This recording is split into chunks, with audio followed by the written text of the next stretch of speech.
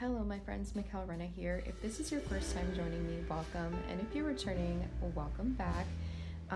So in today's video, I'm going to be making, or I should say, remaking a wood bead garland. I'm actually going to just be using a wood bead garland that I found on Facebook Marketplace, and I'll be taking it apart, restringing it, and adding some cowbells to it. Now, I already had one of these wood bead garlands that I had purchased from HomeSense, which is the same as Home Goods in the US, and I found this one on Marketplace for $5, so the exact same one, and I thought it would look really cute in my kitchen on the opposite side of where I already had the same one that I previously purchased. And then I thought I'd film it for you guys. I know a lot of people are really into cowbells lately. Truth be told, I love cowbells.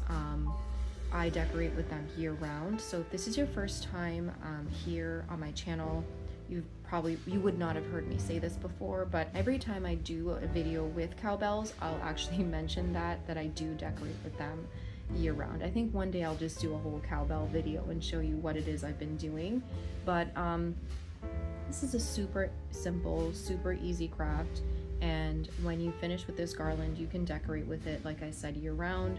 You can use it to decorate, for Christmas.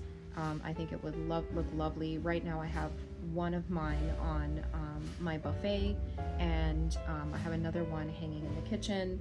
You can drape it pretty much from anywhere, really. I think it would look nice even along your staircase.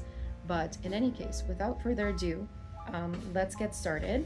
And and before I forget, I would totally appreciate it if you would like, subscribe, and share. And if you try this project, let me know how it goes. Let me know if you like it, give it a thumbs up, and I'd be grateful. Okay, so let's get started. Okay, so here is my beautiful wood bead garland that I picked up from Facebook Marketplace, and it's exactly like the one that I have in my kitchen.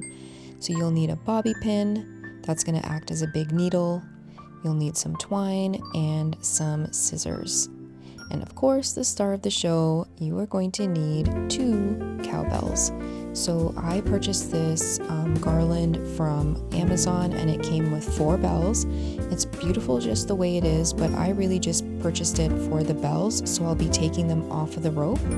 But I figured I'd show you what it looked like hung up, because it is such a lovely piece.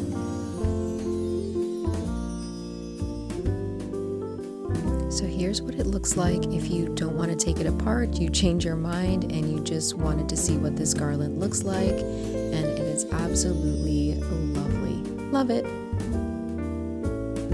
Okay, so let's get started. So for our very first step, this is pretty straightforward. All I'm doing here is just undoing the knots that are holding the bells onto the garland, and just removing each bell. And then I'm going to set aside the rope afterwards, because I know I can use that for another project potentially.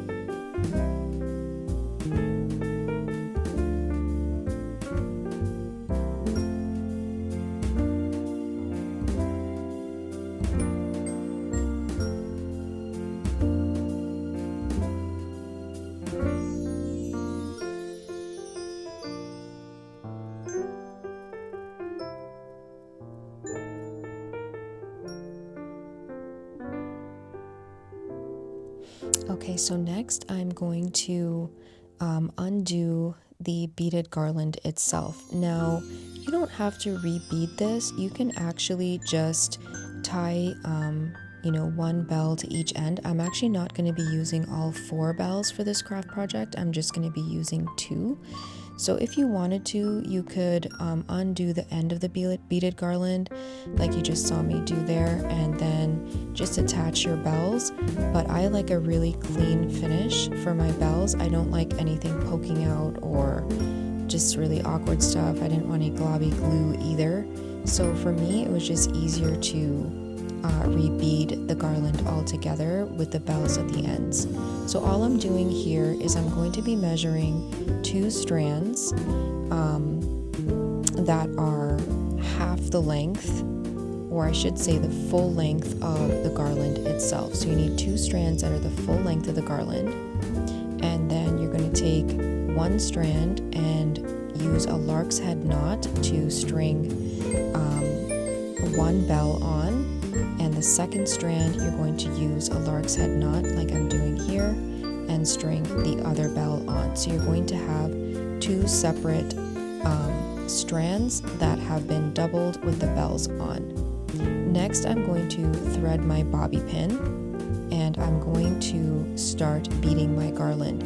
Now, I cut off the end of the sisal rope because it was like really coiled and it made it tougher to slide the beads off. Now, the reason I didn't take all the beads off of the original garland at once is because I wanted to make sure I kept the same pattern that they were in, and I didn't really want to, or shouldn't say wanna, but I couldn't really rely on my memory because not all of the beads, the bigger beads, are sort of in the same arrangement. Like there are sometimes the bigger beads double, and then sometimes they're single, and then some of them are gold. So I was like, you know what?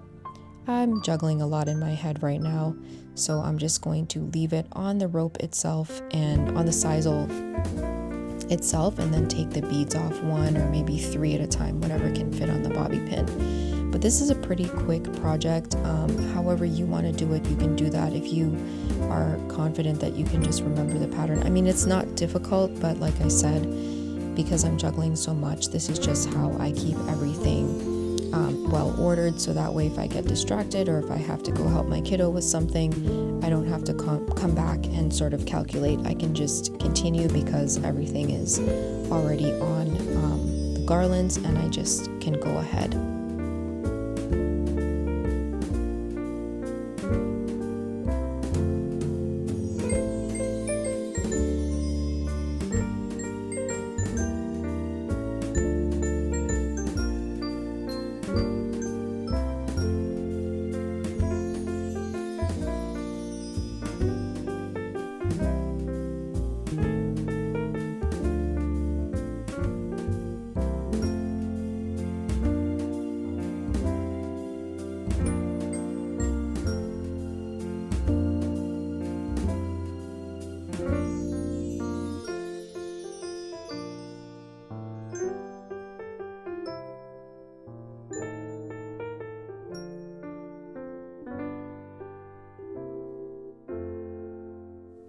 Okay, so I added as many beads as I possibly could, but I made sure I left about between 4 and 6 inches of the twine so that I could tie off the garland when I'm finished.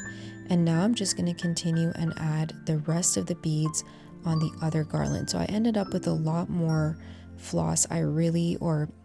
Twine. I kind of like mismeasured this time around. I couldn't remember what I miscalculated, I should say. I couldn't remember what I did the first time I was doing this garland, but I'm just continuing here now, adding the rest of the beads on. And then when I finish, I'm going to tie these two strands together. So the two ends where the bells are, you'll see they'll be really clean. There's no knots, there's no fray, there's nothing to tug or hide away or anything like that. Yeah, I just did a rhyme there, I realize. Sorry.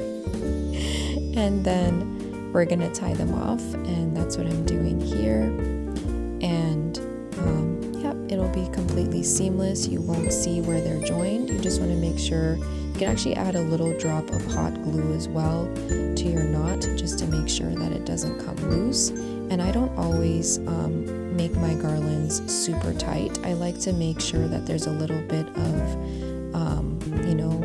movement to my garlands. So I didn't tie them. I tied the knot tight, but I made sure I left some gap for the beads to move around a little bit.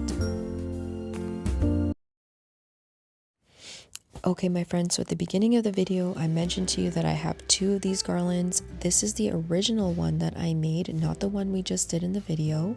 This one doesn't have gold beading like the one that I just featured, but I wanted to show this one to you guys anyway.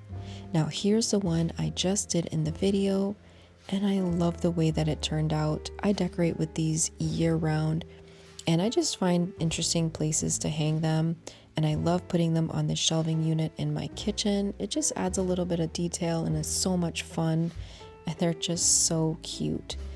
I also use them in some other spots just to give you guys some ideas, like here on top of my buffet and my dining area, which is also my son's bookcase. It's actually a calyx unit, but I started out my decorating and haven't finished this area yet for Christmas, but I wanted you guys to see what this looked like. If you like the video, please like, subscribe, give it a thumbs up, and share. I would be ever so grateful. Friends, thank you so much for joining me. I hope you like the video, and I will see you in the next one.